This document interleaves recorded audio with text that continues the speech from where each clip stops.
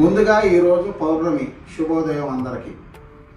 కుంభరాశి వారికి ఈ 2026 అదృష్టం పడుతుందనే చెప్పాలి. కానీ అంతకంటే ముందు కుంభరాశి వారి మీద చాలా ఊరికి ఇబ్బందులు అయితే ఉన్నాయి. ఒకటి, అయిన వాళ్ళ వల్లనే కొన్ని అవమానాలు, కుటుంబంలో కొన్ని సమస్యలు, ధనం నిలబడకపోవడం, కొన్ని సమస్యలు అయితే వీరైతే మటుకు నిండుగా ఉంటాయి. కాకపోతే రెండు, వీళ్ళ జీవితంలోకి జనవరి 15వ తారీఖున రెండో దిశ మొదలవుతుంది. ఆ రెండో దిశలో శివ అనుగ్రహం అనేది వీళ్ళపై నిండుగా ఉంటుందనే చెప్పాలి.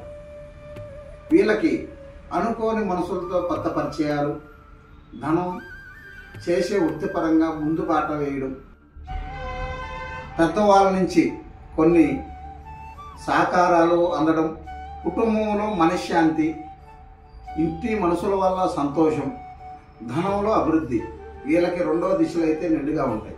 కానీ వీళ్ళు ఒక శివ అనుగ్రహంతో ఓంకార మంత్రాన్ని వీళ్ళు పఠించినట్లయితే, ఆ ఒక మంత్రాన్ని రోజు ఒక 9 నుంచి 11 సార్లు జపించినట్లయితే వీళ్ళకున్న సమస్యలన్నీ తీరి సంతోషంగా ముందడుగైతే వేయగలుగుతారు. ఓం